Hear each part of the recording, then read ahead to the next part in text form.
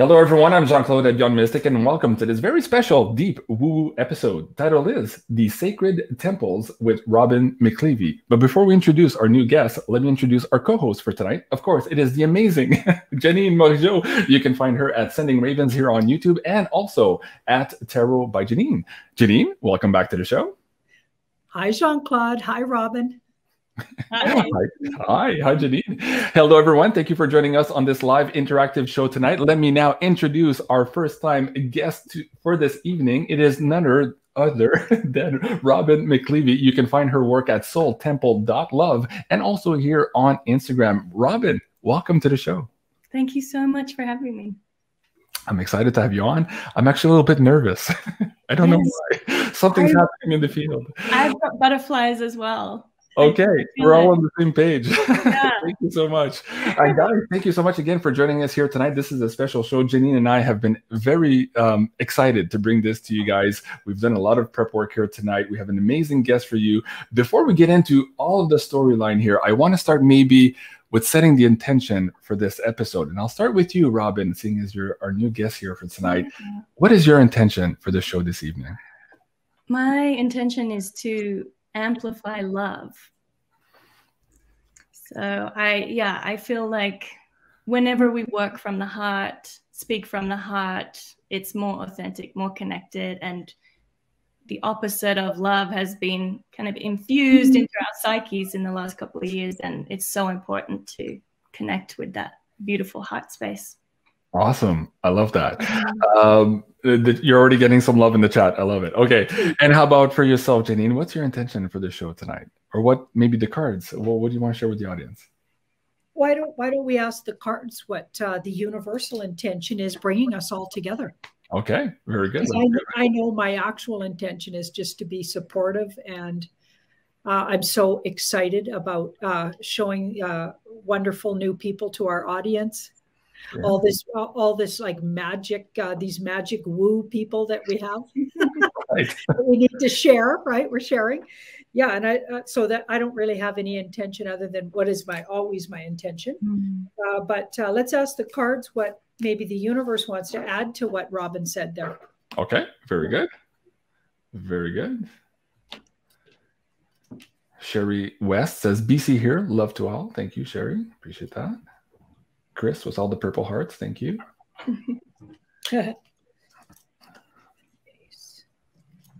Well, the universe looks really excited to have Robin here and saying that it's a big healing. There's a lot of healing going to go on here. Mm-hmm. And because that intention was put out there, with asserting an intention before doing something is like using your magic. And a lot of healing's going to happen because of that. So like just even saying that out loud could bring everybody into the right frequency. I mean, words are magic and your intention is magic. So you add those two together.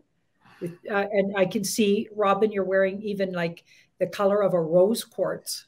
Oh, yeah. This is a kunzite. Oh, but marries the mind with the heart. So that we don't over-intellectualize. We harmonize the mind and the heart. Okay, but your blouse looks like the heart stone.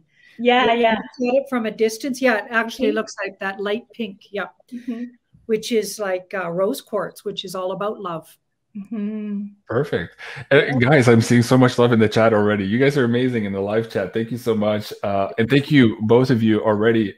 Before I forget, Robin and Janine, for agreeing to be part of the show and sharing your beautiful, amazing energies of love and wisdom here with the audience tonight. So let's dive into it. The first time question to my first time guest goes like this, Robin. How did the universe conspire to bring you to the work you're doing today? Let's start there. Well, that's a multifaceted answer, I think. Well, do you want me to start from the origin story? Whatever you like. I'll probe you for more questions after. Whatever you feel guided. Whatever you feel guided. I'm very connected to Janine, and I'm a huge fan of hers, and I really admire the way that she works. So I've learned a lot from her over the years. And the universe has really conspired to bring me here well, I had a 20-year career as an actor, and I've slowly emerged into my full spiritual self, which I always knew that I would in my 20s. I just turned 40 this year, and it just slowly kept happening. Year after year, I got more in touch. And yeah, a big influence was, you know, I gave birth to my son 5 years ago. That was an awakening of my power. I discovered human design, and that awakened my energetic intelligence, shall I say. And then my mother passed away. So I have been in this like evolving portal after portal, just kind of elevating my consciousness. Hasn't always been pleasant, but it's been right for me. And I feel that I've arrived here with you two beautiful souls because I've been called in to share my story. Okay, very good. That's a good start. Yeah. If you watch my shows, I usually go a little bit further back and ask my guests how about their childhood. And I'm curious about yours. How did you fit in as a child? Did you feel that you were perhaps different than other people? Did you feel perhaps you were always looking at the stars? And maybe did you have some visitations as a kid? Let's dive into that a little bit. Yeah. Oh, I love this. Yeah. I was an only child until I was 12. So I spent a lot of time alone.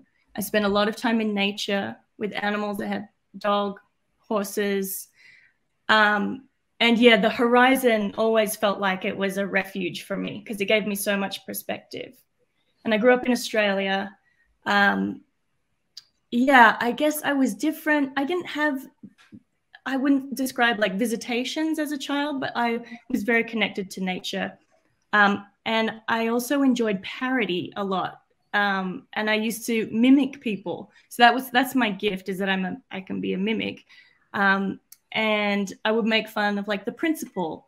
Like we had a principal in primary school who wore all brown. And so I used to, on the free clothes day, I used to wear a fully brown outfit and make fun of him, which was, and mostly I was a good student, but there was a part of me that was like, the hierarchy and everything is a false illusion. And I knew that when I was 12. That was a lot to do with my mom being very, you know, she was a political activist. And yeah, I had that awareness cultivated.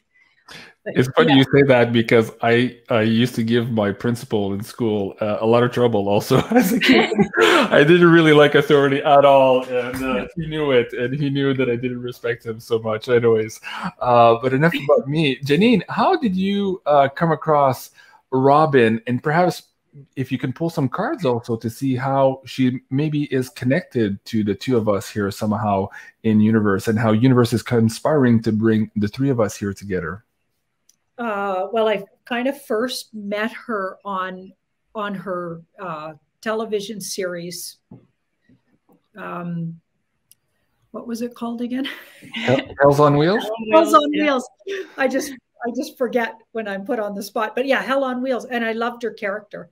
So I think I might have seen her on Hell on Wheels before. But there was rumors that she was dating my nephew. Okay, so but I didn't know, I don't think I knew that for sure when I started watching this series. And I fell in love with the series. I've watched it 3 times, and I'm seriously going to try to find it to watch it again, because it's actually absolutely amazing, right? And I did, and I'm going to be really honest, she's the best thing in it. Absolutely. And yeah, so the character is brilliant. And so I already sort of had like a girl crush on her. But then I found out she was dating my nephew, which is really cool. And then we got to meet her in person. So I met her. I think Yvonne brought you out to my parents' house. Mm-hmm. Wasn't that the first time we met? Or was it at maybe the New Age bookstore? It might have been at New Age. Oh. Yeah. So my nephew owned the New Age bookstore at the time. And yeah, I think you might have come over. So I met her finally in person, but I'd watched her in film quite a lot before that. So I was really excited to meet the human behind that wonderful sort of part she was playing. And the human was even more amazing. Robin the human. Awesome. And so we were fast friends, I think. You guys gelled immediately, from what I understand. Yeah. Right. Yeah. Okay. Janine, let's pull some cards and figure out maybe why that is. Maybe what connections we have through time and through our collective karma. I'd be curious to know. I'm sure the audience would be interested also. Katrina is asking, it would be nice to know JC's and Janine's human design codes. Oh, maybe sometime. We might get into some of the parallels between the three of us later tonight. So somebody in the chat is psychic already. So thank you for that, Katrina. Okay. All right. And Janine, what do the cards have to say? Okay, we were likely all of us, actually, all three of us on screen here, were family related. So there's some kind of family connection, because this is extended family card. Community, even in the same community. So we spent at least one lifetime in a similar community. And I wonder if it was an indigenous one, because as soon as I saw Robin in the series Hell on Wheels, her part was a woman who'd spent time with an indigenous band. And was still sort of part of her soul seemed to still be connected to that bunch. And yet she was struggling, you know, because being a non-indigenous person, and then back in the world with some markings that they left on her.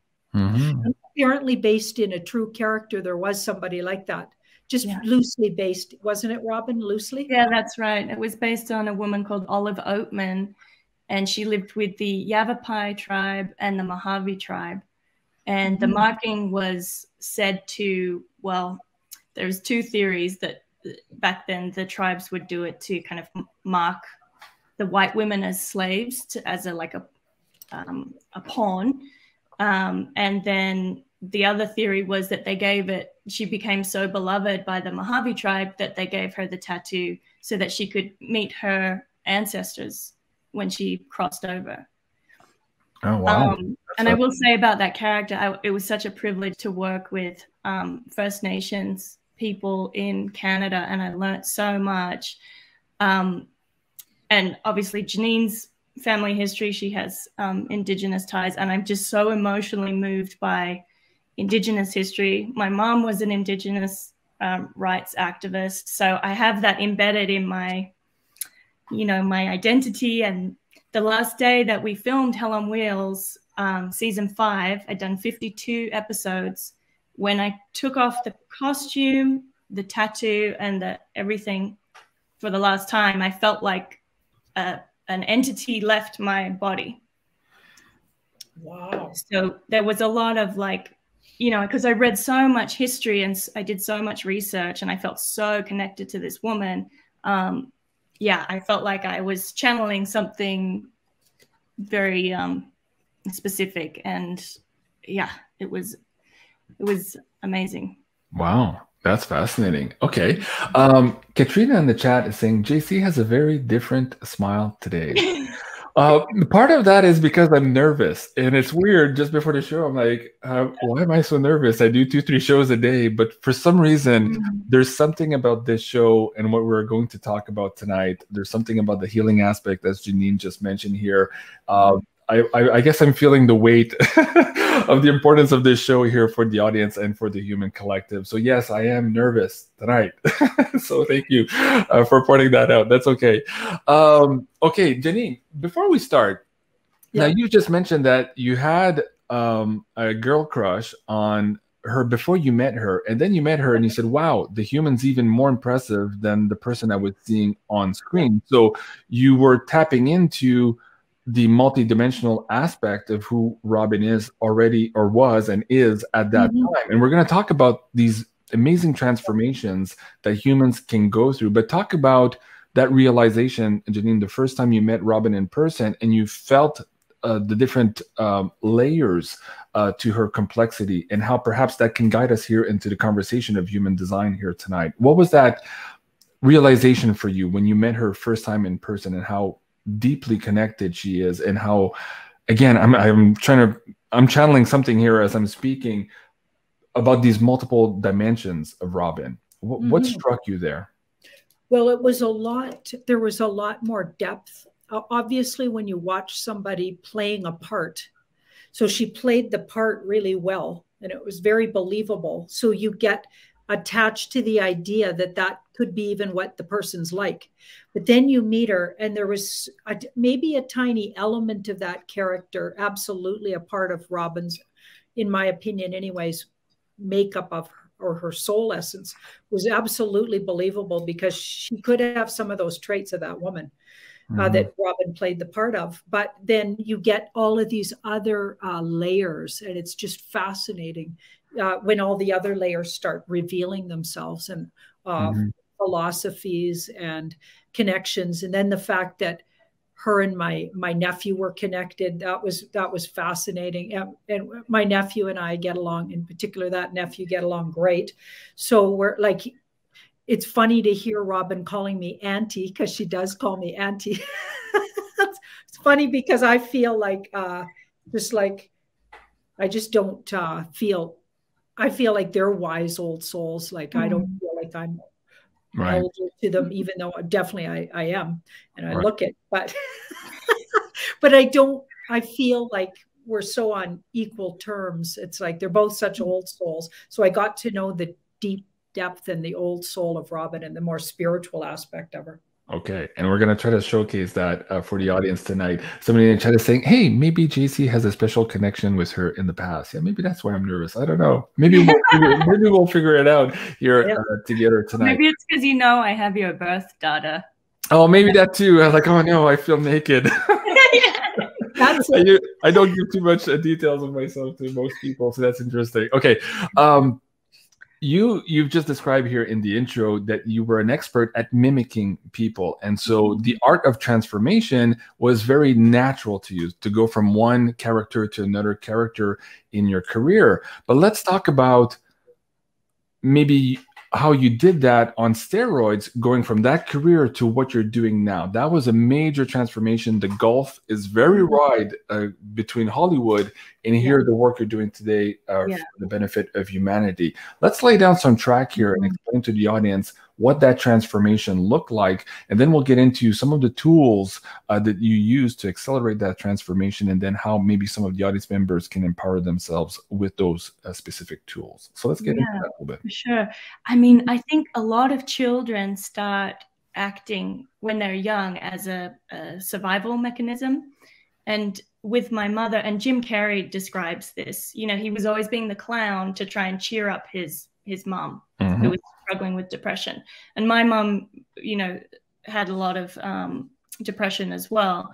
And she was a single mother. And I discovered very quickly that being the clown and being entertaining, putting on voices, making fun of people, it brought my mother a lot of joy. So I really started from that place of trying to uplift my mom. And then as I got older and chose it as a career, you know, I started when I was 18, and I went to a drama school in Australia where Cate Blanchett and Mel Gibson trained, and I became very serious about the craft. And then I was a theater actress for 10 years more, and I was very serious about communicating, you know, the human condition. And I lost my sense of humor. I lost my clown because I got very dedicated to the dramatic actress in me. And this is a photo of me with Cate Blanchett and Joel Edgerton in A Streetcar Named Desire, which was directed by Liv Ullmann. If you know European cinema, she's an icon. And yeah, it was a beautiful project. But, you know, night after night, especially with theater, it's like running a marathon. And in this story, if you're familiar with A Streetcar Named Desire, Stanley rapes Blanche. So Stella, the character that I played, is sisters with Blanche Dubois. And he denies it. And Stella is pregnant, of course, with Stanley. And in the end of the story, Blanche gets taken to the mental asylum. And they get her committed. And it's just the most heartbreaking, heart-wrenching story of, you know, she's this kind of poetic soul, the quintessential Tennessee Williams character, a poetic soul in a brutal world. Right. And this is, you know, the story, you do it night after night after night. We did this play for 6 months.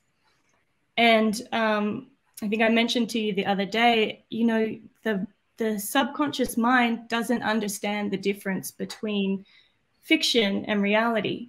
So if you believe that your sister is being committed to a mental asylum and you're to blame, that's like a lot of guilt and a lot of grief that your body is carrying. And also I'm playing that I'm pregnant as well. So yeah, the physiology of make-believe, even if, you know, my intentions as an actor has always been to help heal, because I wanted to have an elevated purpose. I never did it to get famous or be seen. It was always to like cultivate, hopefully, compassion in the audience, because that's, you know, a theme from childhood. Prince, you know, the music icon, he talks about it in his autobiography. All artists who are worth their salt want to help humanity on some level. And he was trying to harmonize the disconnect between his parents. And I think that was my mission as well. That essence came from, how can I heal that, you know, that disconnect between my mother and father, who divorced when I was very young. Mm-hmm. So then, yeah, long story short, I got into, you know, I went to Hollywood. I lived there for 10 years. I was on Hell on Wheels for 5 years, and it was a beautiful show. But again, like that character, she was suffering. Yeah, that's me on the red carpet. Like it's such a, once you leave the theater world, which is actually very humble and has humble roots, and you go into Hollywood and it becomes, you know, a very capitalistic pursuit for everyone involved. It's like you have to commit to the red carpet face and then your character, and where are you in that equation? Mm-hmm. You've got the face that represents the story, and then the face that represents the production and the show. And I was always desperately trying to, like, in every Q&A, I would philosophize and try and be really deep, and because, you know, that's in my nature. But I could never really authentically be me and say, you know, really transparently. I was always using the paradigm of the show that I was in and the character to express my personal beliefs. So yeah, my major transformation came when I had given birth to my son, and I realized, wow, I'm really powerful. I had a home birth, and it was a huge awakening for me. And after that, my career it didn't feel satisfying. And every character I read for, every role I read for, I was like, this is pathetic. Like, this doesn't express the depth and the power that I want to communicate. And there was always so much compromise. So I started to ask before I went to sleep, please show me guidance, show me guidance. And one night I said, please show me my new vocation, because there was a part of me that knew I was winding down, this exhaustion, the career. Like, I believed also on one level that I could make myself quite sick if I continued to act. Right. Yeah. And so anyway, I had this amazing dream, and I died on set. So there was a black shadow where my body had fallen, and everyone, the crew, everyone was standing around, the directors, and they were looking at my shadow saying, oh, wow, she was such a great actress. Oh God, that's too bad. She was so good. And I was walking around them on the perimeter of the set going, no, I'm still here. I'm here. And I promise I'll be more careful. And I woke up so distressed from that dream. But then one thing kept on leading to the other. I started studying dream work. I'd already studied Hawaiian massage and spirituality. That kept coming back. I studied herbalism. I discovered human design, and I realized my energy type. For anyone listening who knows about the energy types, I was a projector, which is one of the most sensitive and intuitive and exhaustible energy types in the human design system. Mm-hmm. And I realized, oh yeah, I've been suffering from burnout. I've been pushing myself. I've been exploiting my sensitivities in my work. And I'm not feeling properly seen and properly valued. And part of the craving of the projector energy type is that we be recognized for our gifts and our guidance. We're really here to be guides. And so when I discovered that, I was like, oh, this system's giving me permission to rest. It's giving me permission to step into my authority and my depth that I'm craving to be sharing. Right. And it all just snowballed from there. Yay, projectors! So life-changing. It's like the best gift. And I don't know if you're a hermit, universal hermit, but yes. And we need to wait to be asked. So as projectors, we need to wait for the invitation. We don't need to hustle. And I spent a couple of years hustling in Hollywood, writing shows, trying to produce. And I just continue to burn myself out. Right. So yeah, human design totally shifted my perspective, got me in my authentic self. And I just continued to, well, I birthed 2 businesses. I birthed Birth Temple, which is my birth education and emotional support business for pregnant families. And then Soul Temple, Right. which is my spiritual mentorship business. And it feels like I can finally be myself and share all the wisdom that I've had all along that I've kind of been suppressing or redirecting. And yeah, it's wonderful. Wow, it's amazing. So people in the chat are saying, wow, this is so opening. They love the conversation. So thank you everyone for bearing with us. If we have time, we'll try to get some questions in at the end of the show, but we still have quite a bit of information to go through. So I want you to explain what the human design is. We've already had a show here on Beyond Mystic, so some of our audience is familiar with that. But before I get into that, I want to go back to this idea of you playing these roles. And as you were talking, you mentioned something about how your subconscious didn't know the difference between reality and basically these roles, these make pretend roles that you were playing, and it was affecting your psyche, it was affecting your body. And I wanted to bring up maybe 2 pictures of some of the more dramatic scenes that you had played on the show. And as I was scrolling through that, I wanted to ask Janine, is it possible, seeing as this, we're feeling the weight of this show, Janine, you and I, that perhaps Robin here, universe was guiding her to play these roles in our movies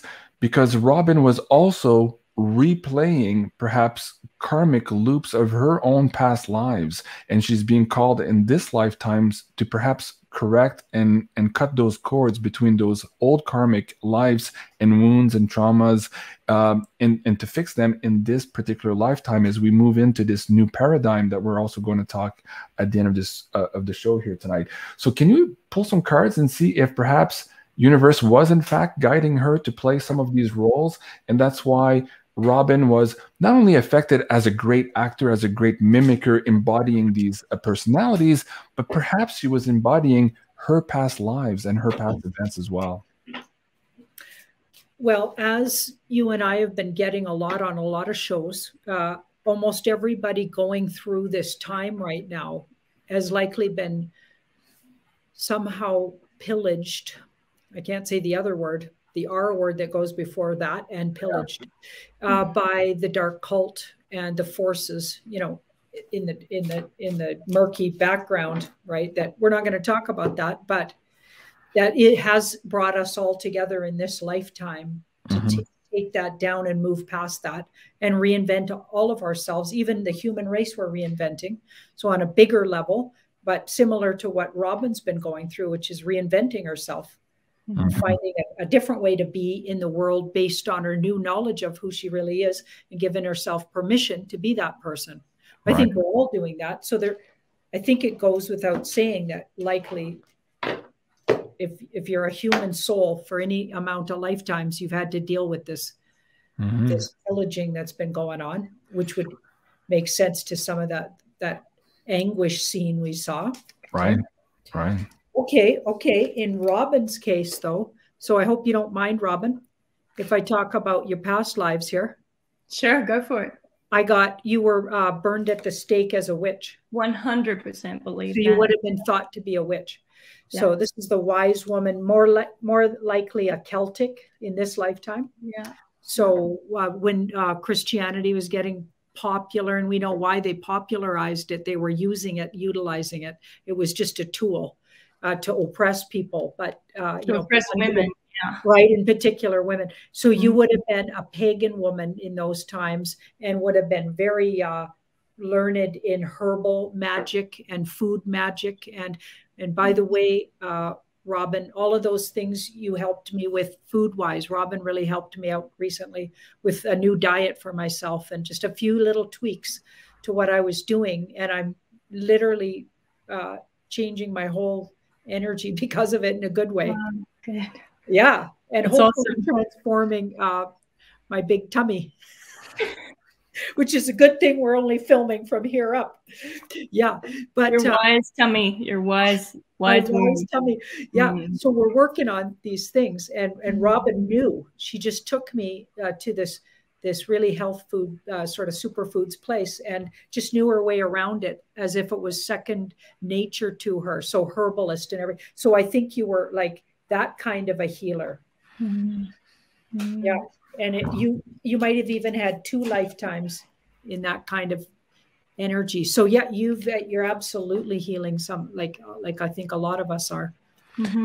And let me bring you on, Robin. I didn't cue you before the show that I was going to ask this question. How do you feel about that? The fact maybe now going back and looking at these past roles and some of the visceral kind of emotions you were feeling as you were playing that. Does that make sense now? When you look at it's always made sense. And I think I've always been very conscious of the ancestral healing that happens as well. So not only from the karmic past lives, but from my ancestry, which has included, everything from, I have royalty in my family, I have convicts in my family, I have women who were shipped from Ireland to Australia and who had their heads shaved and had vinegar poured on their heads from a great height. My mom was also a historian, so I'm very connected to like my ancestry and my lineage, and I've been conscious of like, oh, I'm healing, lack consciousness, poverty consciousness,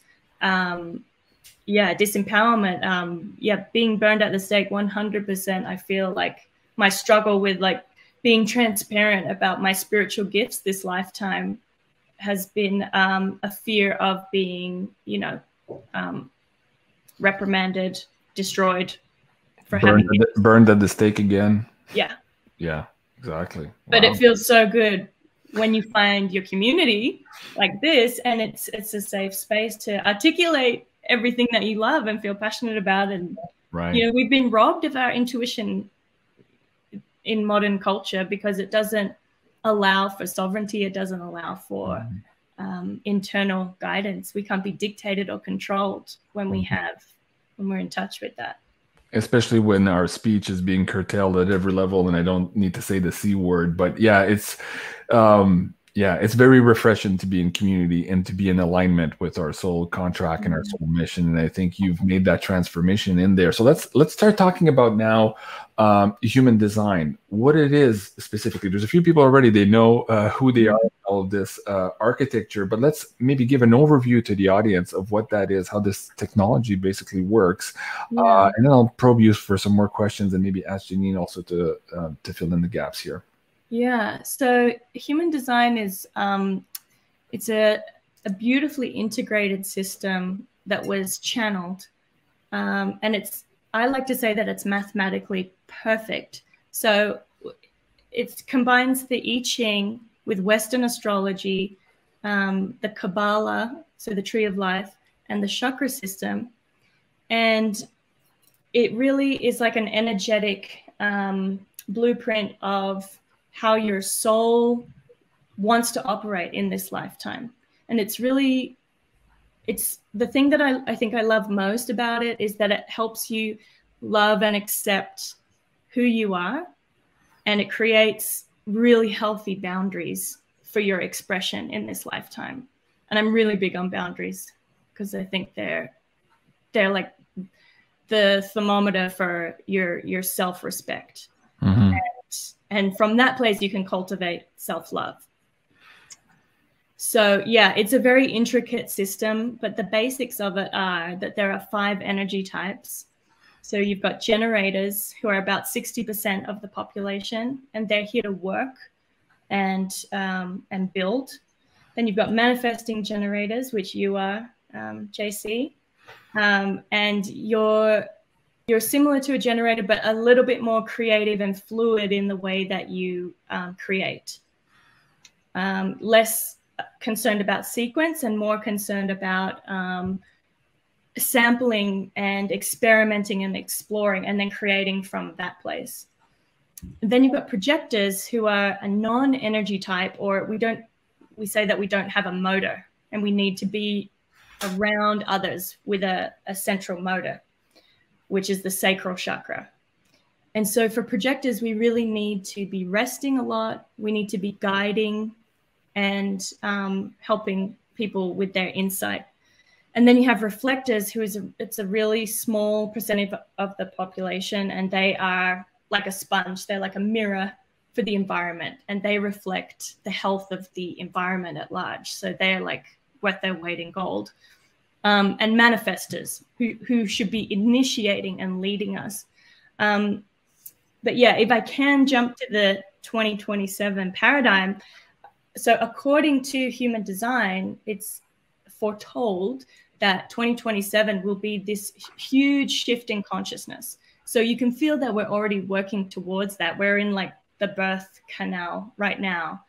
And on the other side, and who knows, like if it's going to be fully in place in 2027, but it's said that projectors, so Janine and I are both projectors, we are going to be the leaders in this time.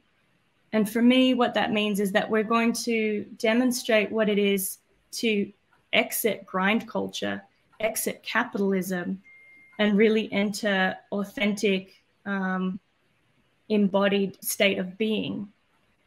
So there's a really big difference between the doing mindset, which is the old paradigm, the building and constructing, and the being of the projector, which is much more gentle. We observe, we feel, our auras penetrate and deeply understand, and then we bring that energy back into ourselves so we can understand ourselves. And this is part of the reason why this belief is that we're going to be showing the way for easefulness and love.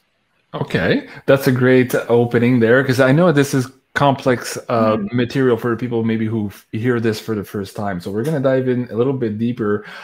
Before I do that, Bonnie says, no wonder you were nervous, JC. This episode is deep and intense. I know, right? It's so cool. And also, we need to get into these shared human design gates here between the three of us, because Dee Atwood here is saying, JC, okay. You need to ask the connection between you and Robin. I can feel it. I can see it. Okay, I'm curious what that is. So maybe, Robin, while you're still on the screen here, let me ask you, you looked at both Janine and I's codes here in human design, and you found a shared gate. Can you explain that concept to the audience, and then share what that similarity might be?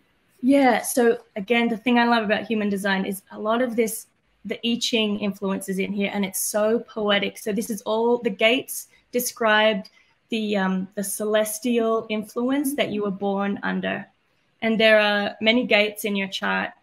And they all bring a nuance to how you express yourself soulfully in this lifetime. And the three of us share gate 25, which is the love of spirit, which is, it's why we're all here talking about, spirituality and awakening. And the main difference, though, JC, is you have this channel of shock. It's like the channel of the shaman. So you bringing people onto the show gives you the ability to initiate people into a love of spirit. which is huge. Like that's part of your mission in this lifetime, is to create. And I haven't watched a lot of your other shows because frankly, I'm nervous about the topics that you cover, because I know you guys go, woo, like you really cover a lot of stuff. Do we? No. Yeah.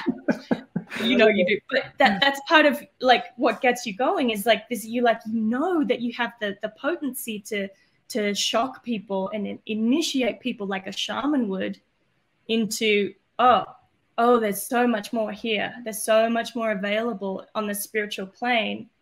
And Janine and I just have the gate of love. So we're here to be love. We're not going to shock or initiate anyone particularly.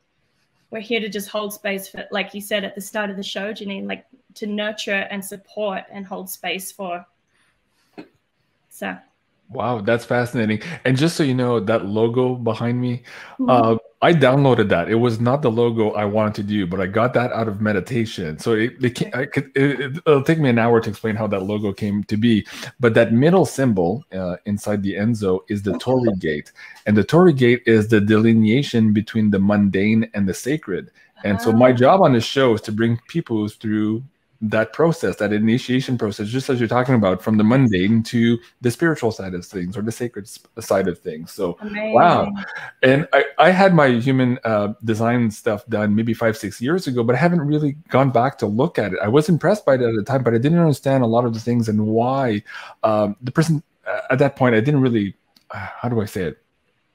It was all me. I wasn't understanding all of it. I was in a big transformation period myself too, and I didn't capture everything. But now as you're talking to me, I was like, oh, okay, well, that makes sense now. I'm seeing a little bit more of the picture here as we move on, as we are all walking on this road to self-mastery. Every day is a brighter day here. So, okay, that's fascinating. Janine, let's get into that shared gate here.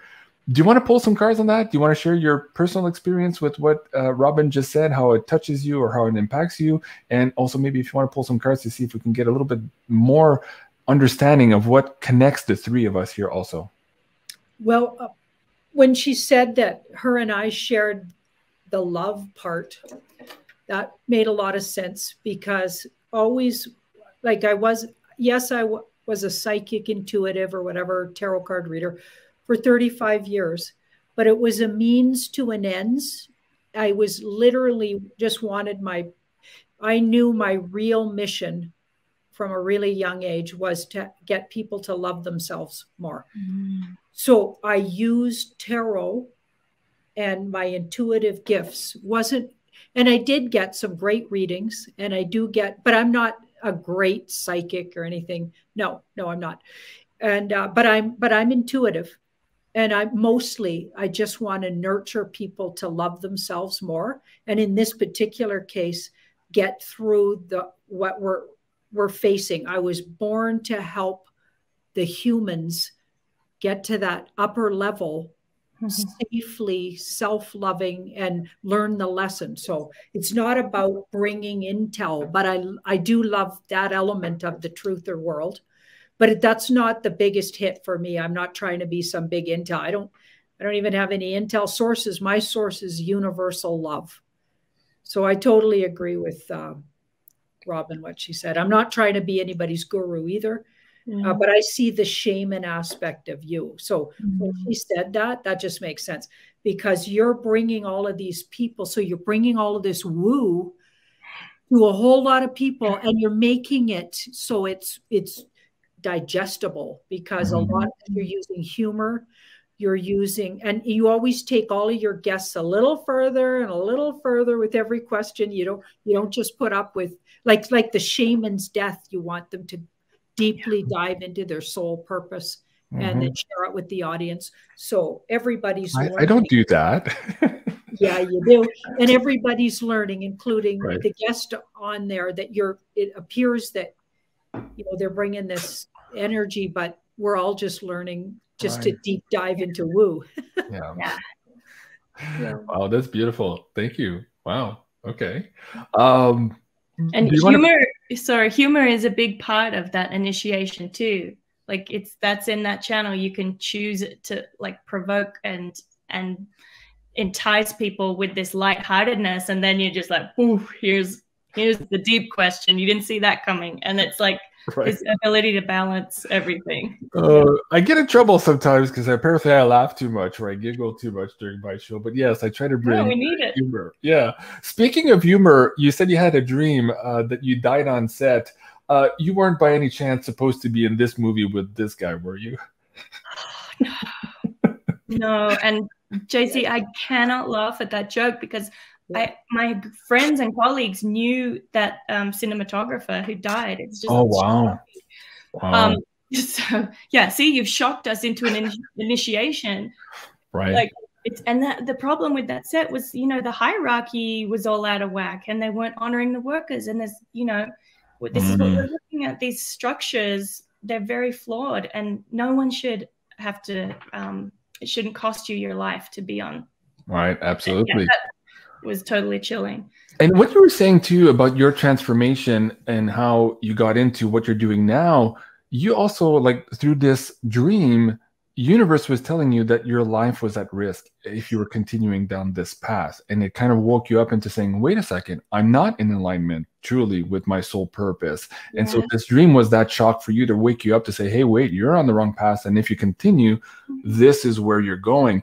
And I'm sure for a lot of people right now, these last 2 years of this event going on around the world has been horrible. But at the same time, I keep repeating to the audience, yes, but no. At the same time, it's also been a catalyst for positive change if you decide to take action and to be in alignment with who you are. Because now universe gave you that opportunity. It said, hey, work from home. Take it easy for a while. Maybe stop watching Netflix and empower yourself and learn what the hell is going on this planet. So let's talk about that transformational process also for you, that catalyst for change. The dream was one of them, but now learning these tools is what really propelled you moving forward. And maybe here, talk about, if you want to share, some of the pitfalls in this transformational process, right? Because a lot of times when you transform from one person to another here, you become alienated from all your friends, from your family, who suddenly look at you and like, Robin, who the hell are you? Like, you're not the person I married, or you're not the person I used to go to school with, or whatever. How was that transformation for you? And share maybe some tips there on going through that process, because a lot of people in the chat here are going through mourning of the person they used to be and the connections they used to have. We're all going through that right now, and I think your experience might help them maybe move a little bit faster here through the process with a little bit more ease. Yeah, so exactly what you're talking about is the ego death. We're all experiencing it in some way. When I had that dream, that was the ego death. And all of us right now in this time are having to look at what we've clung to as part of our identities to cope in the matrix. So our wealth, our status, our community standing, our identities that are, palatable and acceptable. And a lot of us are experiencing this awakening, which is usually characterized by craving deeper meaning and wanting to help others. So that's a beautiful thing to crave. And it's something of substance that we can celebrate. But then, as you say, the difficulty is, when you start aligning with your spiritual gifts and you become more soulful and people don't recognize you, it can be really isolating and very lonely. And here we have the dark night of the soul. But as we all know, and we use these cliches because they're accurate, it's always darkest before the dawn. And we're in this really dark space right now where we're just seeing these glimmers of light.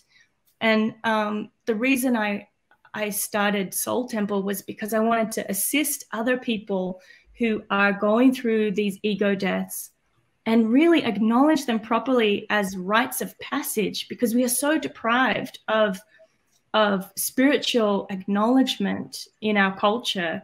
We get celebrated if we make money or become visible and famous.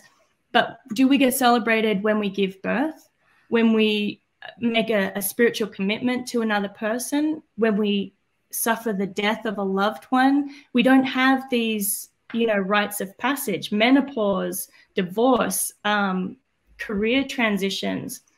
And so this is really what Soul Temple is for me, is like being able to be a doula, a support person to help people grow and get so aligned with what their soul has asked them to come here to do.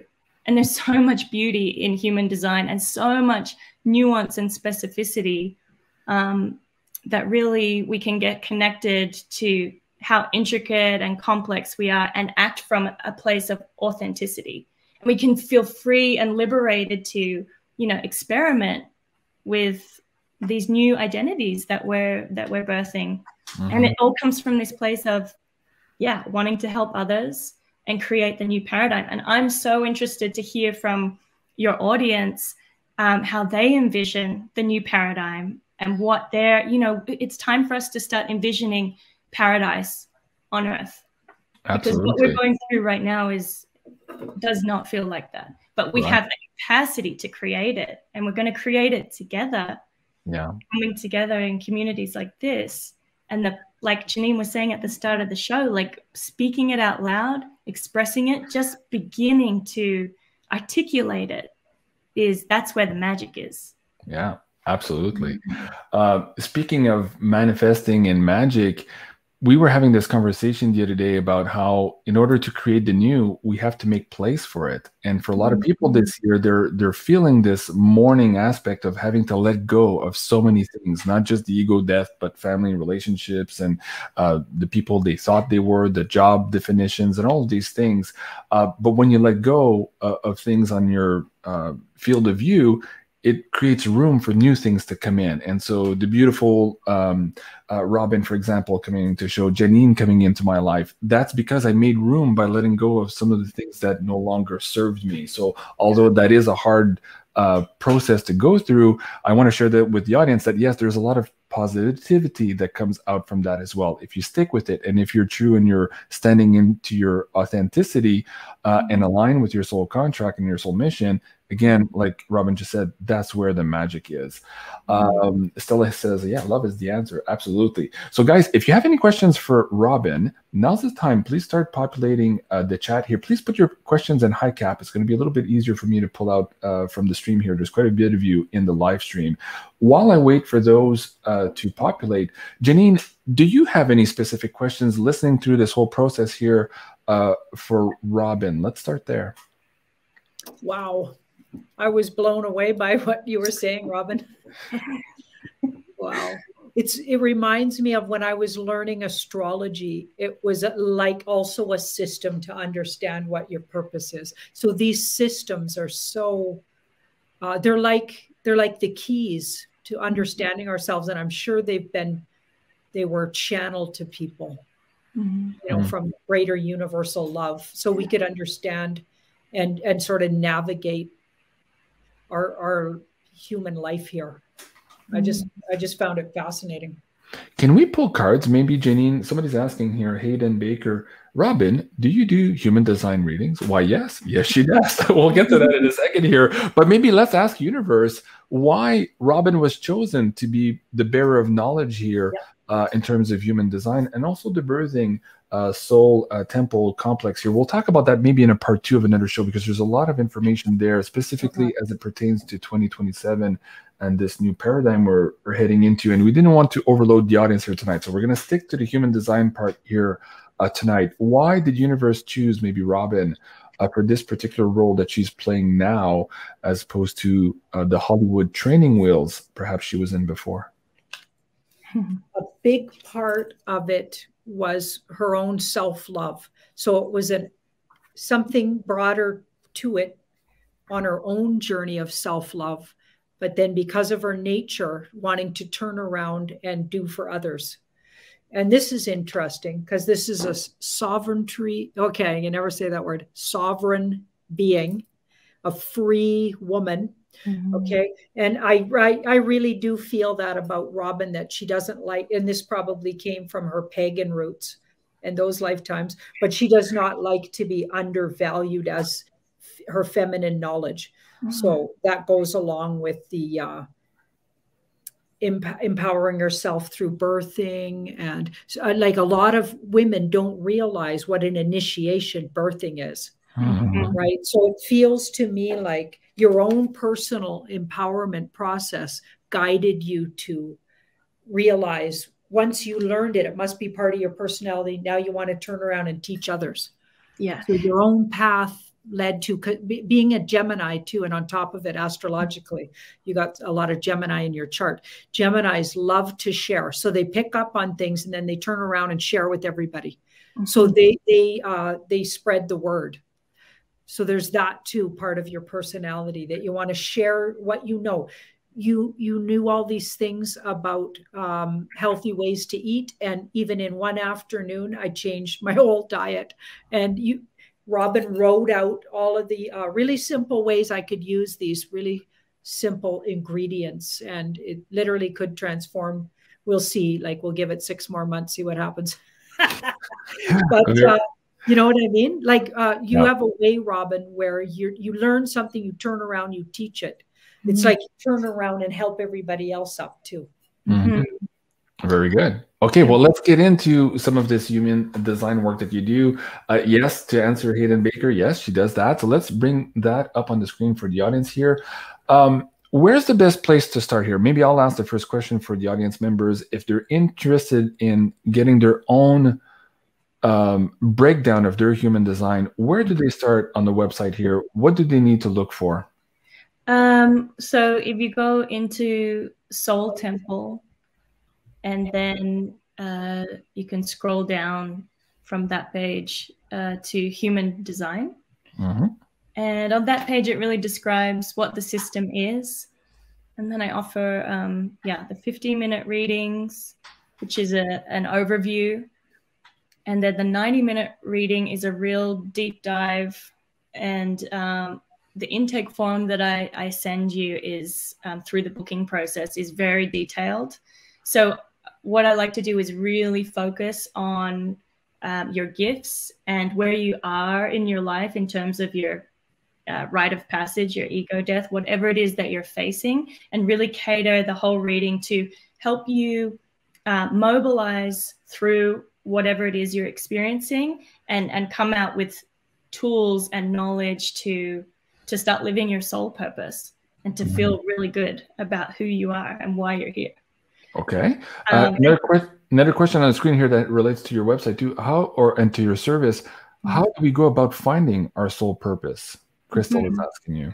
Well, it's really interesting. I mean, I'll give an example. So, and that our soul purpose is multifaceted and it is always evolving. But if we can tune in to our internal guidance, we can hear answers. And what human design does is offer some really specific ideas. Like for me, we have this thing called the incarnation cross, and this is almost like your destiny. Mine is to be an educator. I never in a million years thought I would be an educator. And in fact, I had like an ego about it. Oh, I don't want to be a teacher. I want to be an actress. And I had like this attitude about it. But now that I'm educating and I'm like, okay, let me experiment with that. It doesn't feel true yet. You know, this is 6 years ago, but now it feels so good. And I'm able to express myself through education, and it illuminates truth, which is so important to me. So human design helps illuminate your soul purpose. And what I encourage you to do is to experiment with these different gates and channels and feel into, does this feel good to me? And as you experiment, you start to embody what actually feels good. And there you have your soul purpose. Your soul path is revealed. Okay, very good. Very good. And Claire is asking, you kind of alluded to at the beginning here, but maybe they're just tuning in now. How many different human design types are there in this system? Yeah, so there are 5 main energy types, which I described earlier. And then you've got your profile types. So we each have an archetype. So for example, I'm a hermit role model. So I'm supposed to be spending time alone, studying, feeling into my own energy, being quiet, so I can then step into this role model and demonstrate what it is to follow my soul path. Yeah, so it's so intricate that you can go so deep with human design, and that's what I love about it. There's also like 192 incarnation crosses. Wow. Okay. And yours, JC, is the vessel of love. So you are here literally to create spaces of love. This is why I keep banging on about love tonight. It's just a big loving. And then Janine, a part of hers is like feeding, literally feeding the community. That's part of her, like, and she loves cooking. She's a brilliant cook, and she loves nourishing and nurturing people. And that can translate like literally food, or, you know, metaphorically, spiritually, she's nurturing the community. Wow. I can't wait to go to Janine's housewarming parties. We did one on a live stream. And like, I could see all that food there, and I could just see Janine just like, eat, everybody, be merry and drink. Yeah. And it was just so amazing. Okay. This year has been particularly, well, the last 2 years has been particularly difficult on couples as well. As we move through this initiation process, we're all at different stages of our understandings, and that's causing a lot of frictions in relationships. So talk about human design for couples and what you're seeing now in the work that you're having with your clients, and how perhaps that could help some of the couples out there right now who are struggling with this initiation process into this new world we're birthing now. I can say from my own experience, it totally radicalized my relationship with my partner, with my husband. Now, so what happens in a couples reading, it really is about understanding and acceptance. So if you can understand that my needs are totally different to yours, because what happens in relationships, of course, is codependency, projection of childhood wounding. If you're unconscious, this is, you know, going to be the root cause of conflict and arguments and disharmony in the relationship. But if you're bringing a consciousness and an awareness to how you're relating and what each other's needs are as individuals, you know, it's a total game changer. My husband now understands me so well. He's like, oh, you need to nap. You're not coming on this family excursion because you need a nap. I'm like, yeah, I need a nap and a snack. I'm not going on that hike with you guys. Right. and it's just alleviated so much misunderstanding.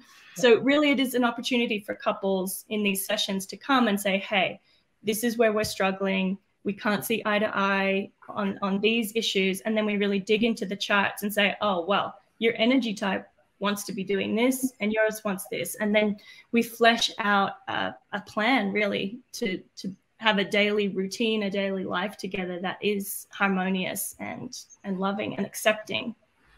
Wow. Okay. Lillian is saying, I've been searching for my soul mission, just as the universe, and wow, this show is blowing my mind. Well, thank you, Lillian. We're all connected somehow, and there's a reason you guys are watching the show here tonight. My next question, maybe a little bit more delicate, but as you were talking, I could hear voices, I guess. But anyway, I was being guided to ask this question. For those couples who perhaps fear having a couple session with you and maybe having their own human design, how do I say it, expanded to the other person, and perhaps the other person not understanding who they are. Like, okay, I'm trying to translate from French here. So there's a fear coming out in a couple's relationship to have this work done because some people are living basically not their authentic self, and they're afraid that by doing this couple session together, they might reveal to the other partner things that they might even not know about themselves yet. So how do you deal with these fears as they come up here? Well, it's a beautiful question. I love it so much. I mean, I think one of my favorite mantras in life is to seek to understand is to love. So if you have the courage, you know, you're in a relationship, if you have the courage to seek to understand the other person, that is a loving act and enough in itself. So fearing the truth and fearing the core of who each other is, does it mean you're afraid to love what you see? I mean, I invite people to come and have sessions with me who are willing to step into radical responsibility. I love it. So it depends. Do you want to live in a shadow and a lie, or do you want to illuminate what is there and accept it as it is? without changing, without adjusting, just accept what is. Wow, that's beautiful. Okay, so some people are asking about the process. Can I determine my energy type or my human design type from your website through the human design energy, or do I need to fill out a form? How does that process work out when they apply to have a booking session with you? What do they get in return? Like, how is this all mapped out for them to understand? Yeah, so when you make a booking on my website, I ask you for your birth data, so your birth time, your birthplace, and your birth date, of course. And then I enter that into my system. I run a full chart. I spend several hours breaking it all down. And so when we meet, it's this really focused session on where you are in your life, and then all this information. It is a lot of information. And if you are new to it, I really focus on what's pertinent to you. And then I send you the recording of the Zoom session. And I invite people to take notes as well, because I do a lot of research, and I'm just, very kind of academic and nerdy like that. But in the moment, as my energy is like synergizing with you, a lot of, I channel a lot of information, and it's very off the cuff, and taking notes is a really good idea. Okay. During a session. Okay, very good. So I guess I'm guided to ask for the audience, and maybe let me bring Janine in here. A lot of people have been on this road with us, Janine, for quite some time, and they've been learning at every step of the way. They're falling down, they're getting back up, just as you and I are living through all of these experiences here with the audience. And I'm curious, at this point in time, as this information is hitting our field and we're getting people like Robin here, being able to maybe not just help people stand up, but give them a little push forward here in an accelerated process here to go through this transformation that we're going through, this initiation now. Can you pull some cards and maybe ask directly what universe can say would be to the benefit of this audience now to get more information on their human design, whether that's just for themselves or for their relationship? What can universe tell them? Well, just before I even look at the cards, can I add something in there? No, you can't.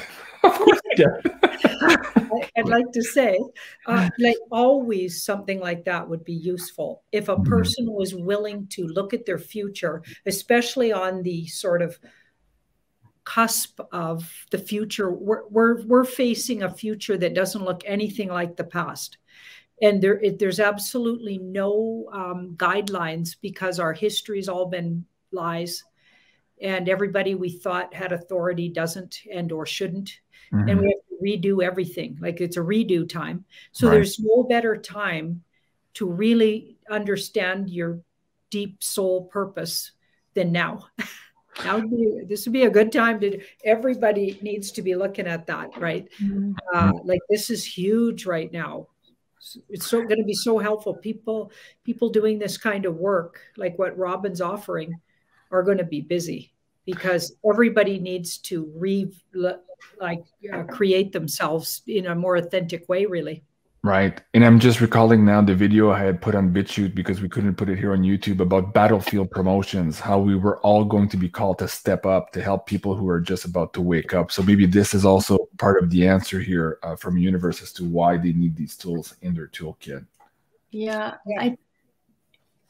A big part of it looks like it's to help empower. So this is a very empowering card with self-esteem, because when you know about yourself, you can understand why you're the way you are, and it helps with self-esteem. Yeah. You're just built that way, and it helps you utilize what your gifts are, regardless what you decided to come with. There's a way to use it that's going to work, right? And it just helps you understand that, right? And this card says, because our whole unstable world's crumbling, because it wasn't built on truth, right? So the tower comes down because it was built on a faulty foundation. So everything we've been told about medicine, modern medicine, and or religion, and or all these authorities that we've given somehow permission, knowing or unknowingly, we've given over power to. Okay, it has to come down. Okay, so when this will help with self-esteem, because we're changing everything. Like I said, this card reinvents itself slowly but surely, and it's painful, but it's always helpful to have some guidance in that.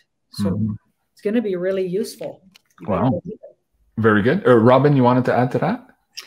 Oh, I just wanted to say about the couples thing. I made it sound quite serious. I think that, like, do you want to see the darkness or not? You love it because you gotta love it. But I think the way that I approach this support system is what it is it really is illuminating your gifts, celebrating your energetic needs, and yeah, it creates a space where you can really see the other person and go and celebrate and uplift them and support them. So yeah, that's my mission in, with this whole human design thing, is really to create encouragement. Like, that's what I get fulfillment from, is saying, you're amazing at this. This is, you're going to be so wonderful in this new role. You can do this. I actually have a support group of women who are, awakened souls. And it's almost like I can visualize everybody's role in the new earth. And it's beautiful. And it's just like having that vision and holding it with you is part of that stepping through into the portal, into the next phase. Right. Wow, that's amazing. Benny Riley says, JC, I do a monthly donation. It's not much, but I appreciate your kindness in your sharing incredible info. I thank you so much. I appreciate each and every one of you. I say thank you so many times on air. I wish I could respond to all of you individually through emails, but there's just so many of them. So a big thank you to all of you, and a big thank you to everyone who support Janine and I in the PayPal tip jar as well. It is what keeps us going, and we've had a long, difficult road here, and we've had a lot of obstacles to try to bring this information to you guys. So we exist because of you. So a big thank you if you guys want to support us that way. We do absolutely appreciate that. Going back to appreciating everybody also here, you brought this coupon code for the audience members here for tonight. Explain what these coupon codes are and what product they are referring to. So let me bring that up on the screen here a little bit more so you can point them to the audience. So folks, if you're watching this now, if you click on the description box below this video, this window will pop up here, and you will see the links to booking a session with Robin at soultemple.love, and you'll see 2 different coupon codes here. Can you explain those to the audience, Robin? How does that work? Yeah, so when you go to make your booking, it will say, it'll have a code section, and you just, if you're booking an appointment, you can put in Soul Star, all caps. And if you want to purchase a gift voucher for a friend who's going through a rite of passage or an awakening, you use the gift voucher section and put in Soul Gift. Yeah. Okay. Okay, so I clicked on one of the products here, redeem coupon. So this is where I would enter my coupon code. Is that correct? Yeah, give it, or you can go into the session. So go to Soul Sessions. This one here? Okay. Yeah, and then you can book a reading. Okay. Yeah. So let's say the 90-minute one, which was what we were talking about earlier. Okay. And then you set your time zone. Okay. And it'll ask you for the coupon code as we move you're forward. Entering your payment. So you can do it at the beginning or towards the end. Okay. And going back to these, so explain to me again here. So 10% off all soul readings. Okay, so the 90-minute one, the 60-minute one, that's for those. Couples, and then there's children's ones as well, which is okay. Helpful for kids. Oh, and this is what you're saying here. If you wanted to buy a gift voucher for somebody else, you can. Yeah. So great Christmas option. Absolutely. Yeah. Okay, so let me bring that link back down to the chat for the audience. That's soul. Temple.love, and again, all of this is in the description box below, guys. And I'm also going to pin this at the top of the comments on both Janine and my channel here right after the show, so you guys will see the links there as well. Robin, as we round up the show, is there anything else we're missing here? Did we hit all the notes we wanted to hit tonight? Is there anything else that maybe perhaps you're guided also to add to the conversation before we go? I think there are a lot of people realizing on some level that they are here to be leaders. And I just want to encourage anyone who's watching who has a gift that may feel dormant or like it's just on the precipice of coming forth, that this is like your soul essence wanting to be listened to. And stepping into leadership, we're going to need so many, you know, awakened leaders to bring together community, to bring families together, to change the paradigm. I just want to say to trust that little voice, however that's coming through to you. Take note and listen. Wow. Okay. So that was the last words of wisdom. I love it. Thank you so much. And how about you, Janine? Anything else you want to add from your perspective? And then also I'll ask you to pull some cards here to see what universe wants to have as a closing statement here for the audience. I just loved that Robin reminded me how much I used to love to cook for people. Not so much anymore. Like, I think I'd be inspired if there was a whole bunch of like-minded people. And I'll tell you, if you ever came over to my house and there was a bunch of all of a sudden spontaneous gathering at my house, I'm the first one looking through the fridge trying to figure out what kind of curry I'm going to cook up or whatever. So absolutely, like feeding the masses, but now I'm trying to feed them information because that's what they're missing, and hope. And and not just hopium, but real hope, and what I believe is truth. So that's my new kind of food. But for years and years, I was the curry pot lady. Like, let me tell you, I was making the curries. And a sister-in-law of mine, who's Indian from Pakistan, she absolutely taught me how to cook curry. So I know how to cook curry. I'll tell you that. And now you're offering up food for the soul here. Yep, food for the soul now. Food for the soul. All right. And do you want to pull a few cards maybe to see what universe wants to share with us before we end the show? So what does the universe want to share with this beautiful presentation we've had? Wow. And thank you so much, everyone, for contributing to the amazing frequency in the live chat. You guys are amazing. I know it's going by very fast. I'm trying to bring up all your comments on screen, but you guys are absolutely amazing. We have the best, beautiful community. Thank you. And I really love you guys. Thank you. I got a personal message from Universe to Robin. Robin, are you writing a book right now or working on anything to be published like that?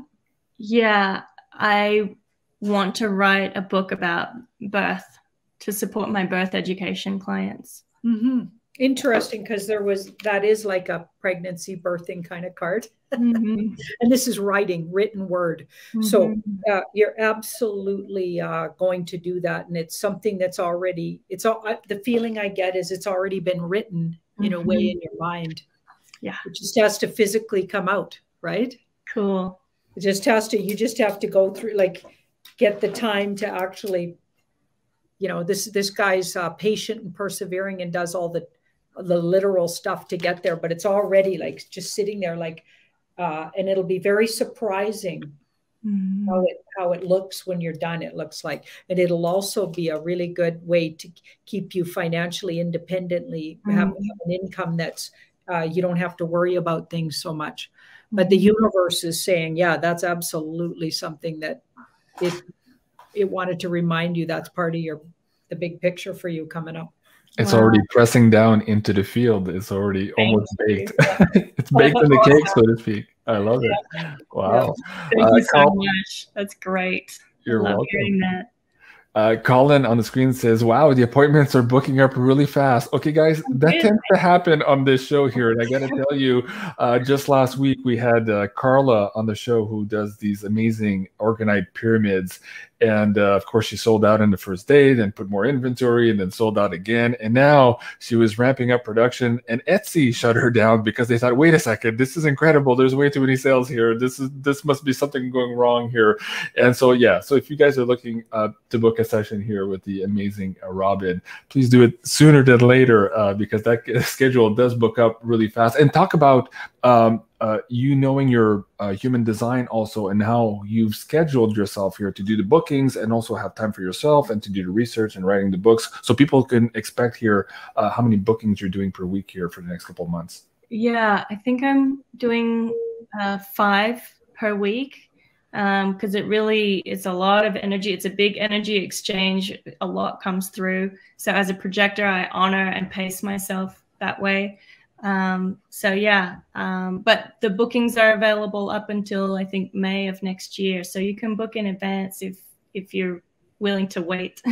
Right. Of course. Yeah. Okay. Very good. Wow. I think that's it for the show tonight. I hope I did a good job managing all of this conversation and not too nervous myself here. And I'm looking forward to getting more of that data you pulled on me here. So maybe you can send me a PDF or whatever it is you want to send me. Yeah, Robin. I'll be excited to read that. And folks, maybe join us for part 2 here. Robin, Janine, and I are going to recalibrate, look at how we did on this episode. We're going to take all of your comments in consideration. But we also want to discuss the other side of Robin McLeavy here, which is all the birthing process. And I think for that one, we're being guided by universe to maybe wait there. There's something happening in the field. There's a lot happening on the planet right now as it pertains to that also. And so I think we're gonna follow universal guidance on that, but we will be back for a part 2 on that. So stay tuned and partie reprise, as we say in French. Well, folks, again, one last time, you can find the amazing Robin here at soultemple.love is the website, and we encourage you to go check out her Instagram as well and follow her there. I'll bring the links down below as well. And finally, you can go and subscribe here at Tarot by Janine on YouTube and Sending Ravens. This was part 1 of the Sacred Temples with Robin McLeavy. I'm Jean-Claude at Beyond Mystic. Please remember to like, share, and subscribe. And we'll see you soon. Au revoir. Au revoir.